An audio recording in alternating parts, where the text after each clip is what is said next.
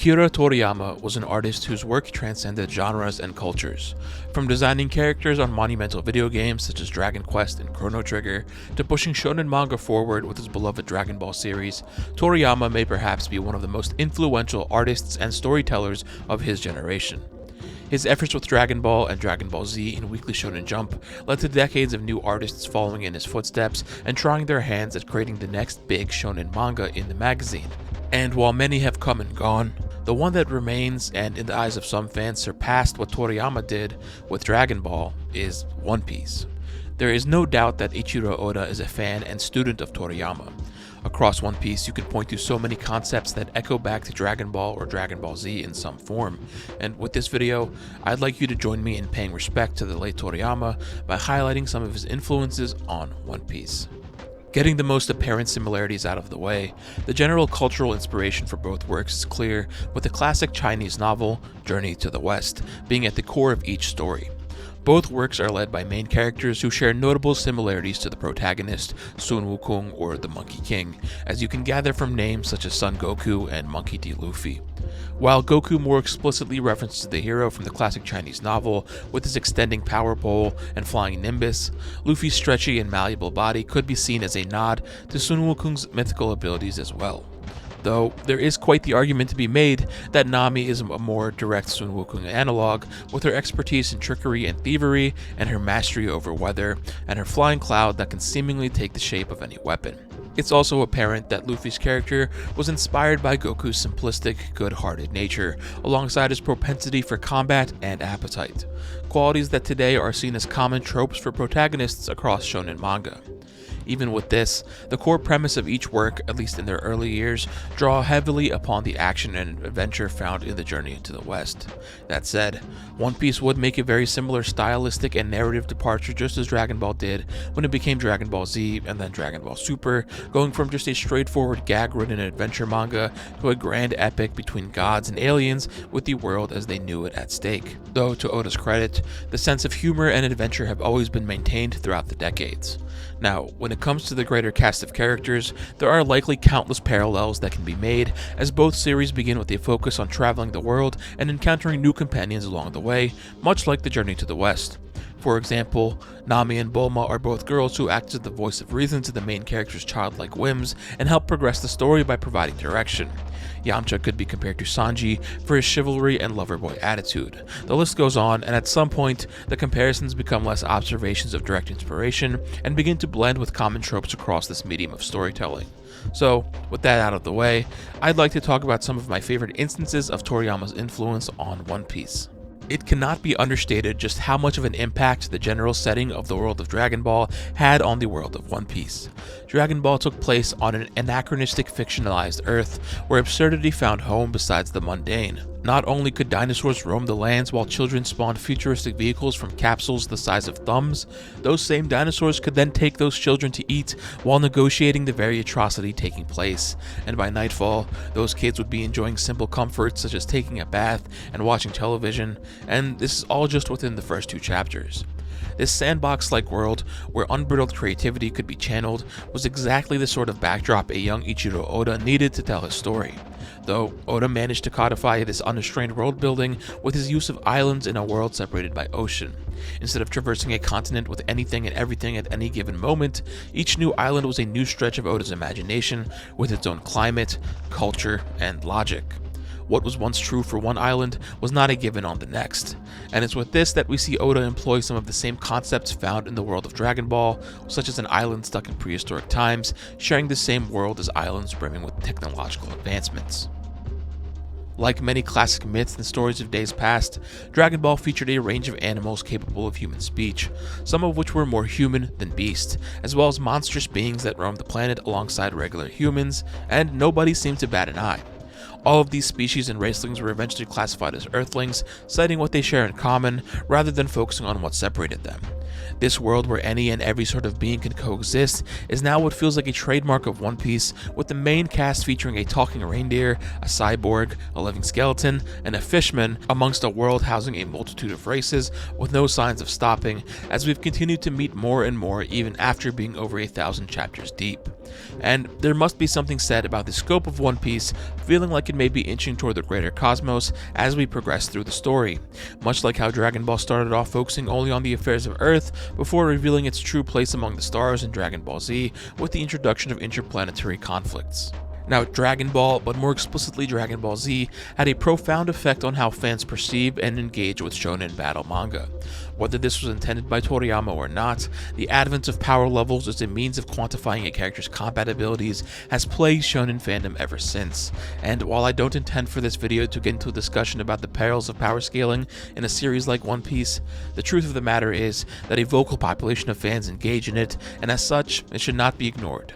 In Dragon Ball, this notion of power level worked as a fun narrative device to indicate the threats certain characters posed in relation to one another. A new foe arrives, and within panels, the reader can be told just exactly how powerful they are. A character undergoes training, and we can be let in on the fruits of their labor. And if Toriyama wanted to really up the stakes or express how big of a deal someone was, he could have the scouter break from being unable to calculate that much power, showcasing the capabilities of the character in a truly tangible moment. Now, in One Piece, thankfully, we don't have such a thing, as it's made clear time and time again that battles between individuals are subject to a variety of factors and are ultimately uncertain. There was that one time when CP9 was shown to have their own power level system to quantify their abilities, and this was a definite nod to the trope found in Dragon Ball Z, but within the context of the greater story, this was more implemented to show the difference between a regular human and the superhumans that were being introduced into the story. And after all, there's a reason why this didn't stick around after the Enies Lobby arc. Now, instead of quantifying the powers of his characters, Oda opted to quantify their perceived threat to the governing powers of the world by using a bounty system. With this, the reader could associate a quantifiable value with a given character and use that in relation to other bounties to discern the narrative weight of that character's actions. It's a brilliant iteration on the concept of power levels that signifies much more than just a character being strong, instead highlighting their relative importance to the story and world at large. While we are now so far into the journey that the numbers on a bounty feel irrelevant, there were numerous times throughout the years when learning of a bounty created tension for the characters and the reader. You can recall just what it meant when Luffy got a 30 million berry bounty in the East Blue, or the shock that ran across Jaya when they realized Luffy had a 100 million berry bounty, or even the expectations put forth when we saw our first billion berry bounty in the New World. Now, power levels aside, Toriyama helped popularize the shonen trope of ascending into new modes or forms in order to attain new capabilities. We were first introduced to the great ape transformations in Dragon Ball that, in hindsight, bear a lot of similarity to the Zoans that we see in One Piece with their ability to go in and out of a beast-like form. We would later see the uncontrollable nature of this adapted into things such as Monster Chopper or the awakened Zoans of Impel Down. However, the most iconic transformations across the Dragon Ball franchise would come later in Z, with Super Saiyan and its eventual iterations. Now, in general, Luffy's gears don't bear too much resemblance to the Super Saiyan transformations, though the naming convention of simply numbering the advancements can be seen as inspired from Toriyama's work. Though there are people who would say Gear 4 bears a striking resemblance to Goku's Super Saiyan 4, with the accented shadows on the eyes and even the red color scheme surrounding the upper body. Now, on a similar note, there is a very interesting connection between the Kaioken technique used by Goku before the advent of Super Saiyan and Luffy's Gear 2nd, specifically as depicted in the anime, with Luffy being portrayed with a reddish-pink tint, similar to how Kaioken would envelope the user. Both techniques increase the user's power and speed, while increasing the blood pressure within the user, resulting in steam emanating from the body. While on the topic, the anime recently depicted a gag instance of Luffy using Gear 5th with a red-pink color scheme, very reminiscent of Kaioken as well. Now, one last bit before moving on, we recently learned in Volume 108's SBS that Oda had decided to include attack names in One Piece in order for children to be able to pretend and perform these attacks while playing. In the modern day, these sorts of signature techniques for readers to latch onto and mimic are a standard trope of shonen manga, but many of us can recall owing our first Kamehameha at recess to Toriyama. Now, there are a couple of more specific instances of inspiration that I think are pretty cool in particular. One of the earliest ones in the series can be found with Crocus's house inside Laboon being a nod to the Kame house from Dragon Ball. In an old interview between Oda and Toriyama, Oda had expressed his enjoyment of the character Tao Pai Pai. You can find the full interview translated by the official One Piece website columnist Greg in the description if you're interested. At one point in the conversation, Oda mentions Tao Pai Pai, to which Toriyama responds with a surprise at his interest in such a small character.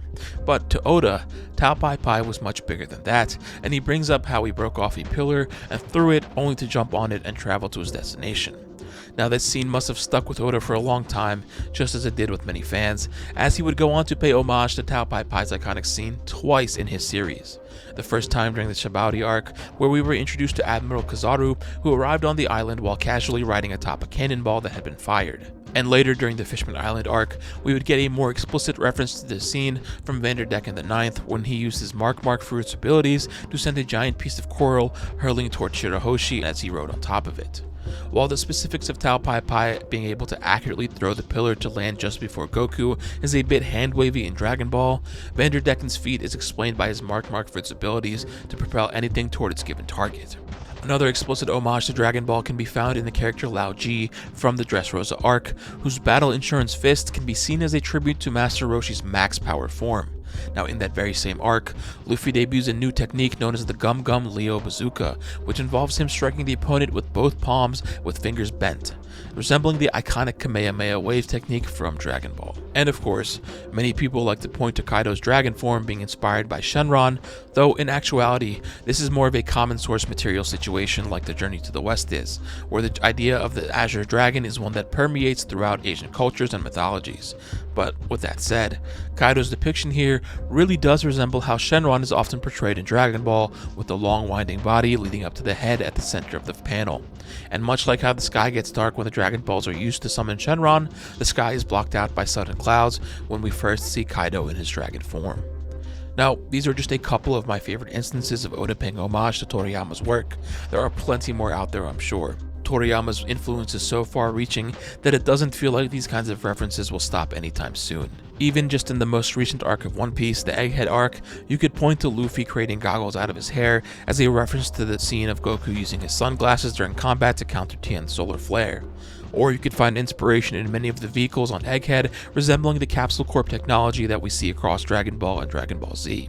And across the anime alone, there are countless homages as well, I'm sure, given that they are both products of Toei Animation and share a sound effects library.